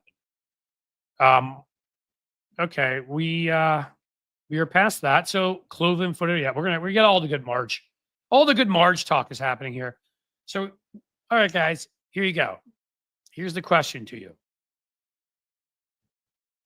New subby here, JB. We like new folks, so we're gonna, thank you for being here. Thanks for the fun chat, everyone. Have a great evening. Well, thank you for being here. Really appreciate it. Hopefully, I'm glad to know that we gave you a fun evening, and I'm not sure where you subbed, but wherever you subbed, of any of the places, if it's YouTube, we appreciate it. I think so. The other places we tend to call, well, now we sort of say subscribe to what do you call it? Substack. Become a member at Patreon. So much language. Hey, Large Marge, DS Jones, you were on a roll with those $9.99s. Thank you. I don't want to even at the end. I will do a Jerry Maguire just so I leave with something. But if anybody match or do anything else like my friend DS Jones right now, that would be greatly appreciated. Again, Cliff Schechter Computer Fund on the march. And frankly, it doesn't have to be that exact amount if you can't do that amount. But I really appreciate it. Seriously, that's outstanding. Let's all right. See, that's the thing, is I think I'm going to talk about something else, and you guys just always come up with cool stuff that leads me off what I was going to say, which in this case is, I'm just sort of sitting here watching you come up with every name for Marjorie Taylor Greene that I've ever could think of, many of which I have not think of. Penny Hartleben again. How long before Trump starts trying to control what we say on the internet? Oh, he already has. If you're talking about in general, like the internet, not yet. That's a question. But part of the relationship with Elon Musk was to control what we said on the internet. You remember there are people that said certain things that were just disappeared, especially people that criticized Elon, but there were some people that disappeared who criticized Trump about certain things, maybe things that got Trump upset. Nobody saw anything that was being written. Did you see what they did with the algorithm? Remember, Twitter, I think, was the number 2 place, I want to say, where people were getting their news in the United States, which is a scary thought. Maybe number 3 during the election or something like that. I read something like that. And he changed the algorithm. So people were seeing, I think the ratio I saw was they were seeing Trump stuff 16 times as much as our stuff. That's controlling what you say on a pretty important site. But other places, and look, yeah, they've already tried to shut certain sites down. He threatened Jeff Bezos when the Washington Post, that's offline and online, said things about him. So Bezos got the message when he threatened him a bunch of times his first term in office, and Bezos is a pathetic lackey now and kisses his butt. Zuckerberg got the message became a lackey, started allowing people to say whatever. They got rid of fact checkers and all of that. But I bet you if you say something that's too lefty, he already said, I don't use Threads at all. I have a Threads account. You should know, don't ever think when we were first here and Jim was being awesome and sharing all of my accounts, I made clear to him which ones not to share. All I do to at Threads is take videos over, dump them there. It helps them get some views. It helps with the algorithm if YouTube sees that there's videos being put up in more places. But I don't do anything else at Threads because of course it's owned by Zuckerberg. And I get it, we can't always do that. Like I'm very appreciative again of my Twitch crowd here. Thank you for being here. And I get that's owned by Amazon. There's nothing you can do. If there was a rival to that, you go use it. Sometimes we have no choice. But if you do have a choice, if it's a crappy product like Threads, like that doesn't even allow you to DM each other, and it's called Threads, and their threads suck. So, I mean, Threads is not even as good a product as Twitter, which is an awful product. So, if I'm going to go on one of those apps, it's going to be Blue Sky. Again, for reasons I've explained, I need to make a living doing this, and I want to be where I like stuff. The algorithm, yes, does Substack allow anybody on? It does. It has a notes function, which is where I think Jim said people are probably talking. And it allows me, they let people on. So there are right-wing nuts on there. But I never see their stuff, ever. It's not like Twitter where you would. I don't ever see their stuff because I subscribe to a few people. The algorithm knows who I subscribe to. It knows what I like. They don't exist as far as I'm concerned. So in the notes section, I get to have that kind of a conversation in a place that I can monetize. But if I don't care about the monetization aspect, yeah, it would be Blue Sky. Threads is awful. I mean, at least you can DM each other at Substack. You can DM each other at Blue Sky. You can't even DM each other. Threads is a joke. So why be there? Now, there's a lot of people, the only way they can keep in touch with certain friends, family, whatever, is Facebook. I get it. If you can leave Facebook, leave. Facebook for me at this point is, is kind of like Twitter. They exist, but I don't do anything there. I mean, I do put videos up and I do stream. So I shouldn't say I don't do anything. What I'm saying to you is this stream goes to Twitter. I'm not there. And because maybe we'll win over a few new folks, but I drop my videos there once or twice a day. But I don't, unless somebody says something nice, I feel like I should respond to or whatever. I don't go there, put any independent thought at Twitter at all. So I'm maybe there for 10 minutes a day, maybe less, probably less. I would say do that with all of Musk's products. I get it. There are some people that think, Instagram is irreplaceable. I don't use Instagram either, so that's not a problem for me. Honestly, Musk has no product that I use regularly, nor that I need to. I'm on Facebook. I guess I'm on Instagram, don't do anything with it. And so I guess I'm on all three of them and don't use any of them. That's where we are.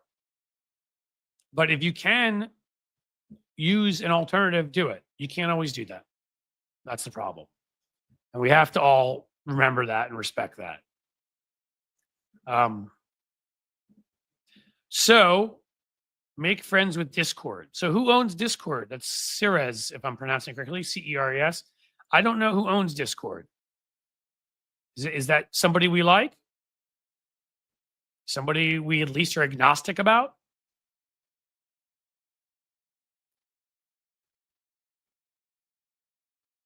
Sorry, we got a lot of people saying they're sorry in here. Did something bad happen? Sorry about that. Sorry. Penny, did something bad happen? Oh, you've been sick and depressed all week. I'm sorry about that. I haven't been sick. I definitely, after the election, I think the only thing I could call it now is I was going through depression. Yeah, like the legit. Have never had it that I'm aware of before. So I didn't know that's what it was. But the way depression has been described to me and what I was going through there for at least a couple weeks, and it put me in a sort of place where that's one of the reasons I took a vacation. I was able to go to France, and it was one of the best times of my life. And I was back seeing, folks I cared about, and that helped for a while. But then again, like the world is crazy and overwhelming. There's health issues in my family. And so that's why I had to lessen the load to get the stuff done I need to get done. But Penny is struggling. A lot of us are. Yeah, I know, Matthew. And I'm sorry, Penny, if you're struggling. It is tough. It's why I tried to give, and I try to give in general, look, we have to share news, and sometimes it's bad. But honestly, I felt a lot better about the Democrats since yesterday. It was that really was a like tour de force of Democratic voices speaking in unison. And now some other people In fact, one of the ones that pissed me off. Which rep is he? You know, the one from Northern California, former tech dude, Ro Khanna, who was one of the ones who right after the election was like, well, you know, Elon's a tech guy and he's built this amazing thing and we should meet with him. And I was like, what the hell are you doing? Elon Musk just spent time endorsing Nazis and supporting Trump with hundreds of millions in lies and the Twitter algorithm. And it seems he got the message because now he was out there yesterday, ripping the crap out of Elon. So that's what that does. When your party speaks in unison and they come out and they start saying, no, this isn't somebody we're going to appease. This isn't somebody we're going to play nice with. He is the enemy, and he is. And I don't like to speak about people that way, but he is. He's an enemy of democracy. He's in China with China and Russia. He's an enemy of our freedom. He's an enemy of privacy. What do you want me to say? He's an utterly terrible human being who should be arrested and perhaps deported. One or the other, in one order or another. Ro Khanna kisses Musk's rear, is tired. Yeah, I mean, he was doing it afterwards. But you know what? I don't care whether Ro Khanna means it or not, and I don't have to trust or believe in Ro Khanna, which I don't after that. All I have to do is yesterday, he was ripping into him, which means the pressure worked. That's what we need. The results matter. Even if you don't like him personally, and I don't like him personally, we got him to where we need him to be. Because he knows in that district he's in, he will lose in a primary if he's on the wrong side of that. So good. Elon has never built anything in his life. No, Elon likes to go and find other people's ideas and then build things that blow up.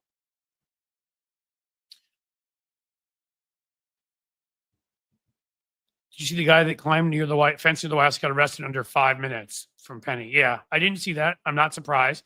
That's the way it should work at the Treasury Department too. I don't care who you are. Cats 444. I do not have the ability, let's call it knowledge, to play clips yet.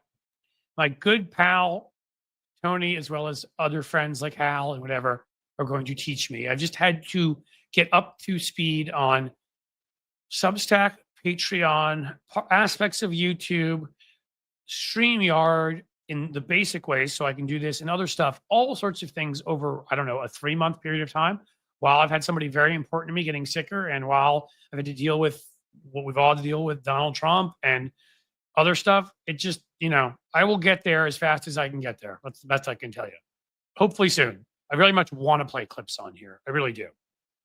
It may just be that I'm getting boring at this point. He was doing it for the show. Interesting. Cliff. All right. See, here's my pal Starling. Cliff, you're very lucky to have an outlet like going on vacation, your family, and I'm plugging. I'm very, very happy for you to have that because you work so hard, you need it most. Well, thank you. I wouldn't say I need it most. I work hard. I don't work. There are people out there in the world, roofers, bricklayers, all sorts of people that are out, construction guys on my block working on some new place they're putting up today that are out in colder weather and hotter weather, working outdoors with their hands, cutting themselves, bleeding, getting splinters, getting gashes, they work harder than I do. I mean, I got to give credit where credit's due. I get to sit in an office.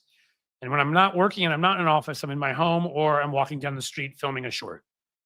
So I'm not claiming I don't. I work a lot of hours, yes. A ton of hours, and it is exhausting or whatever. But I can't claim I work harder than people because people that have to do like strenuous physical work have to put in more than I do.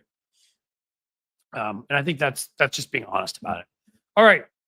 So we already had somebody say they wanted to play a clip. I think that means people are getting a little bored. How about this as a closing thing? I want songs from you. What song should I serenade my wife with tonight at karaoke? That I think is how we're going to close this whole thing today. A couple minutes. I mean, we only have 18 minutes left that we can even do this anymore before they cut us off.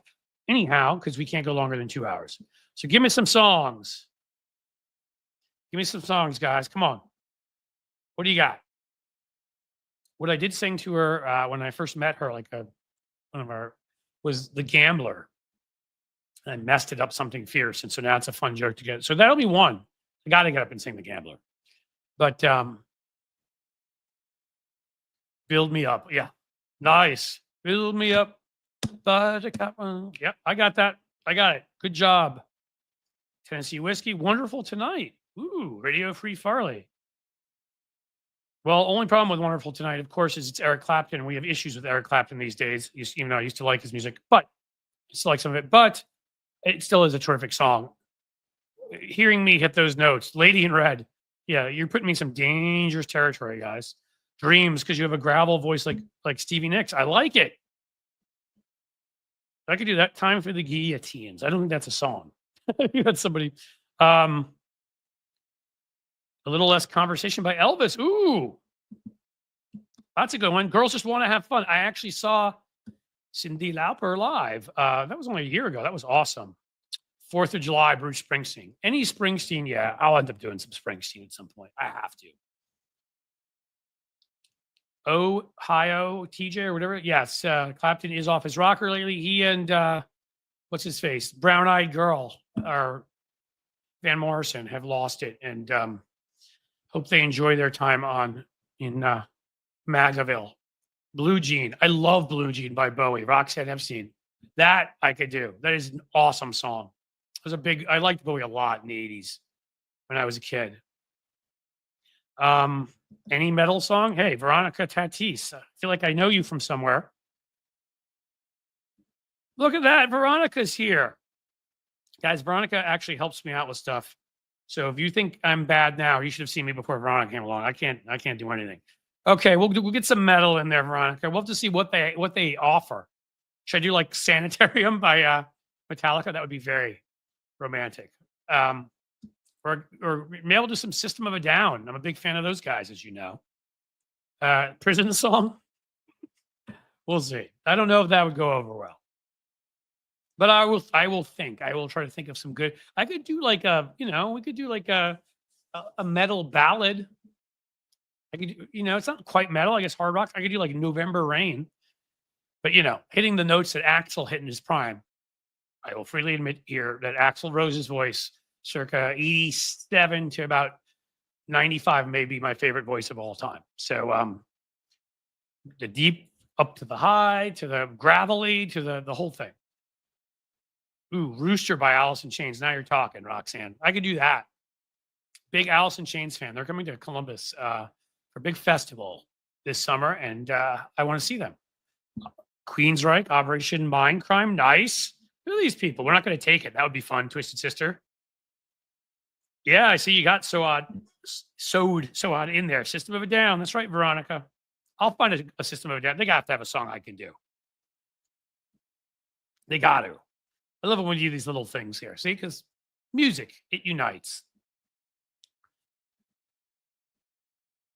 Try the Viper Room and Discord. They're happy to play any requests. All right.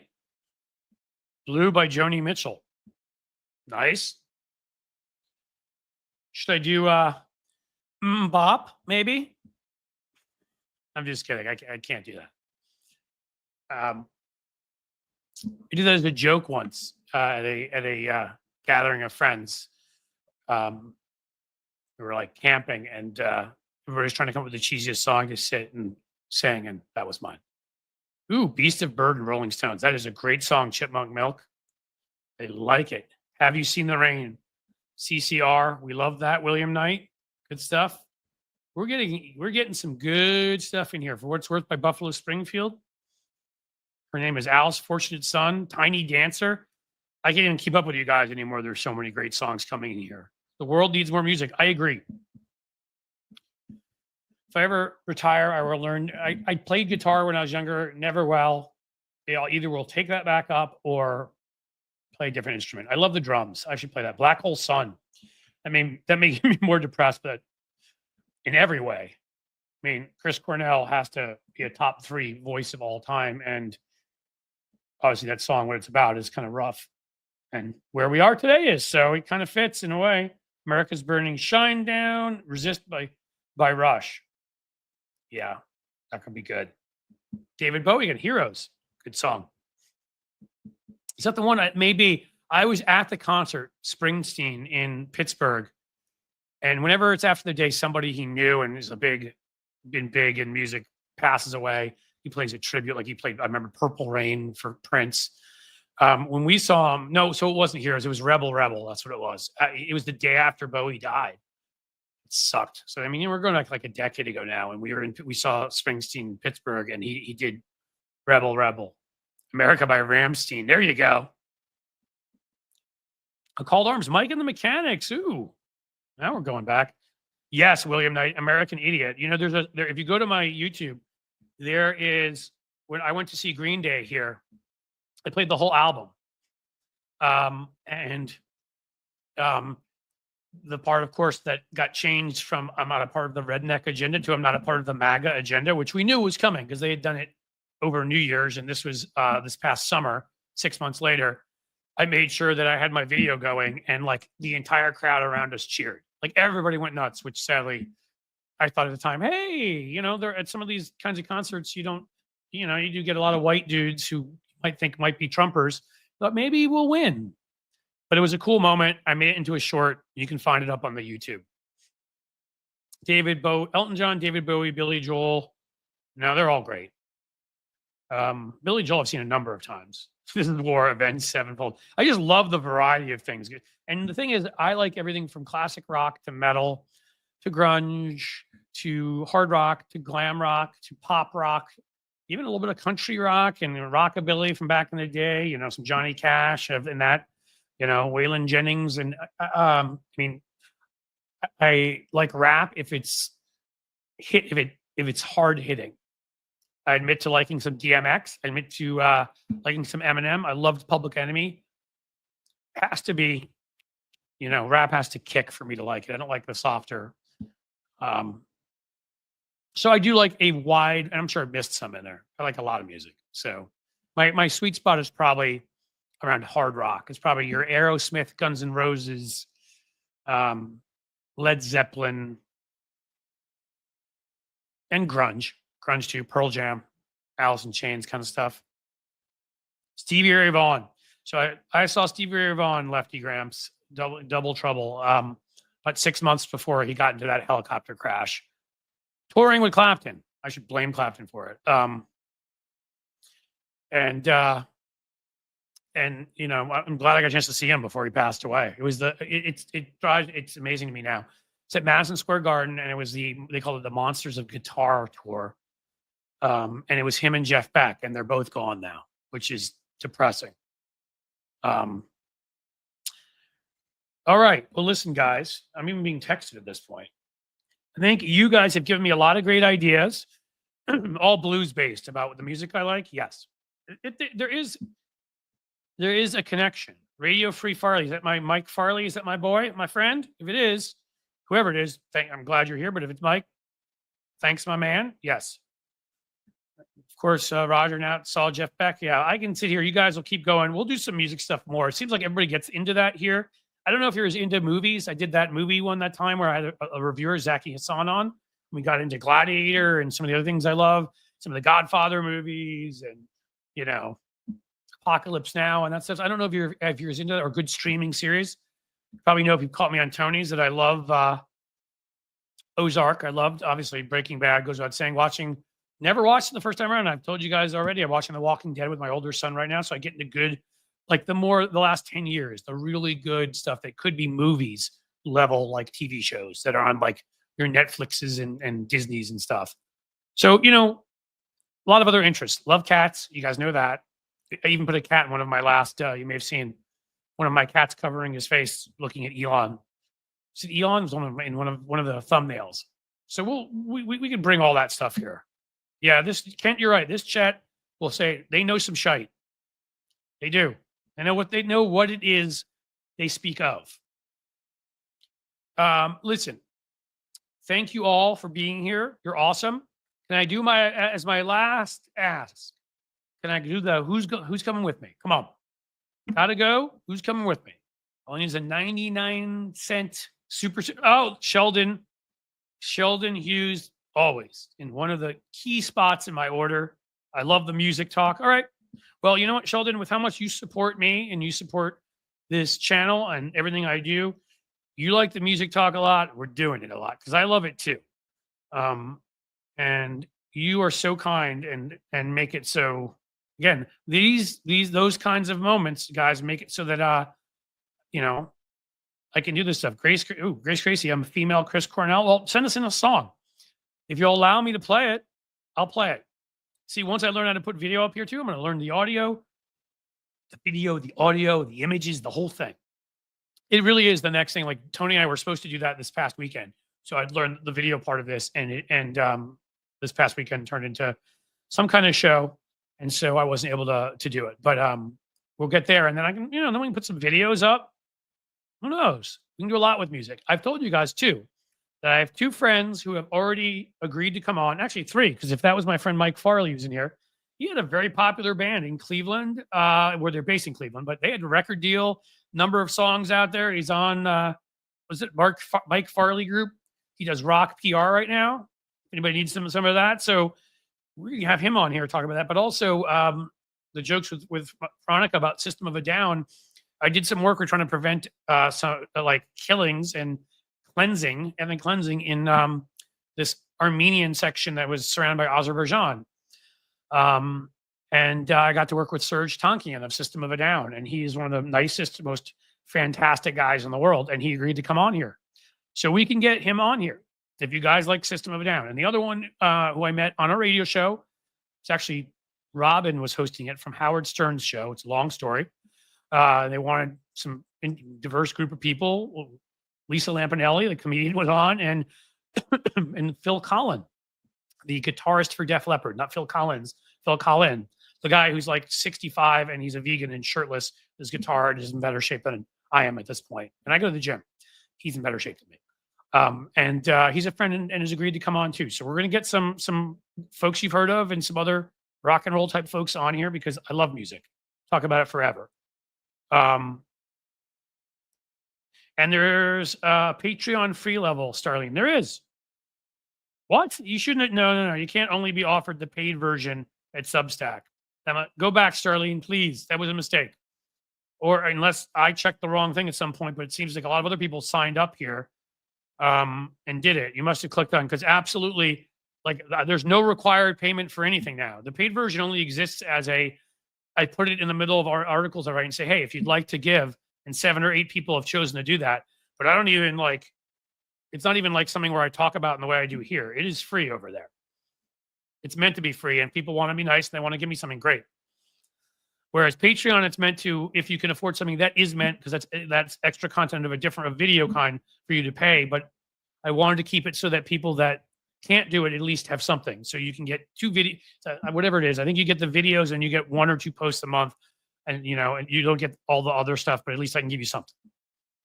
But Substack for now, I'm going to add an extra level of Substack eventually that will be pay, but there'll be a whole extra thing. All the basic stuff you'll get for free. And now I'm at 3:55 and we are approaching. So, and I already did my who's good going with me, and Sheldon Hughes took care of me. So thank you for tuning in today. As Jim just said, I can just copy what he said. Thank you for your continued support and participation. Do something you like, love, that will cleanse your timeline. Jim Williams is smart, supportive, fantastic, amazing. And someday, Jim, you will find the way, and there will be, to thank you for all that you've done here. So to make this work. So listen, guys, thank you so much.